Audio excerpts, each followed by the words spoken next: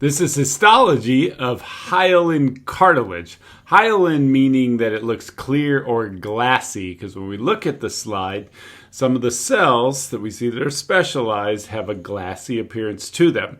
We're looking at hyaline cartilage. This is where you start to kind of get confused on where we're at in the class. Always go back to the basics. There's 4 types of tissue in the body: epithelial, connective, muscle, and nervous. When we get into connective tissue, we broke it down to 3 types: connective tissue proper, fluid, and supporting. In supporting connective tissue, we have bone, 2 types of bone: compact and spongy, and then are 3 types of cartilage: elastic, hyaline, and fibrocartilage. Now we're looking at hyaline. It's the most abundant cartilage. And when we look at this type of cartilage, we see it from a supporting standpoint.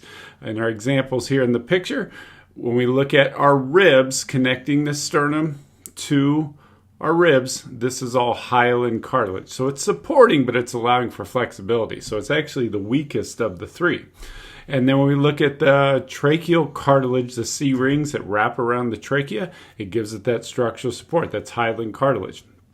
We also see it at the ends of long bones or bones where we have a cavity with movement. So we call that articular cartilage. So we see hyaline cartilage where we have a lot of movement. And as a result, when we look at cartilage, it doesn't have a nerve supply and it doesn't have a blood supply.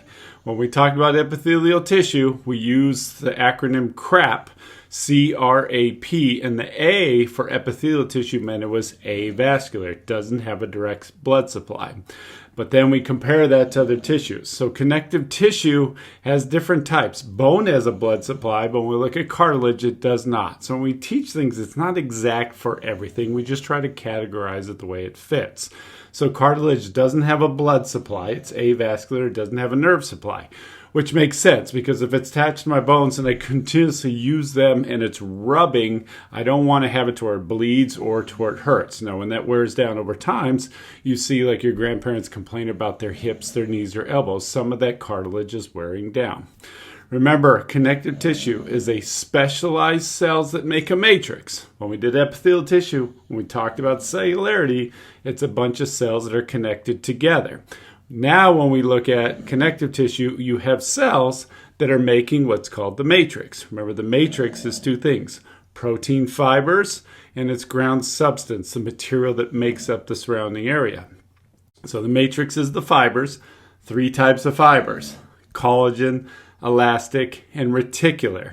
The most abundant and giving us that tensile strength is collagen fibers. So we see a lot of collagen fibers in cartilage. Some elastic, some reticular, but primarily collagen. When we look at the ground substance, it's made up of polysaccharides or sulfates. When we look at bone, it's more calcium based. So that material that makes it up allows for that flexibility. So now when we get into the cells, remember we said there's chondroblasts and chondrocytes. Blasts are the younger baby cells, B for baby and blast. Chondroblasts are the baby cells that are secreting the matrix. As they get older, they turn into chondrocytes and then they form a bubble around them called the lacunae. So as we look at hyaline cartilage, finally looking at the slide, this is just going in from one magnification to the other. So in the middle here, this is one strip of hyaline cartilage. And to me, it looks like just a bunch of rafts down a river. So as I go down, all of these cells, to me, look like you're riding rafts down a river. That's how I remember it. Because when we looked at certain cells like stratified squamous, simple squamous, epithelium, we're comparing them, but I tend to go back just the basics. What do I see inside the microscope? Simple squamous to me look like fried eggs. Simple cuboidal look like cubes or pearl necklaces. Simple columnar look like columns or fingers to me. Now when I look at something like hyaline cartilage, in my mind I see a bunch of rafts down the river. It doesn't need to make sense to you, but you remember that Brad said it looks like rafts down the river. So all of these rafts down the river are the cells. So the cells, remember the terminology, cells versus structures.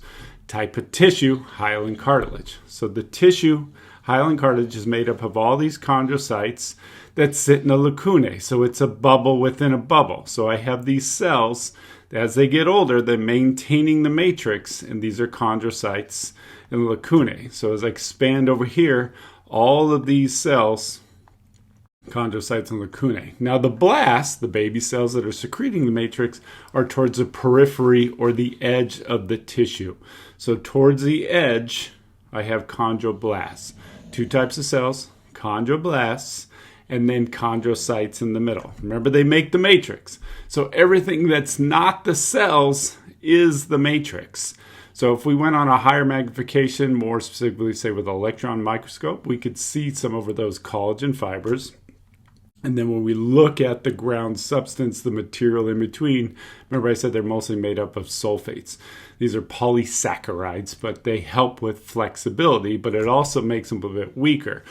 So as I breathe and I'm expanding the lungs, it's allowing for that flexibility in between the sternum and the ribs. So when we look at hyaline cartilage, two types of cells, chondrocytes in the lacunae.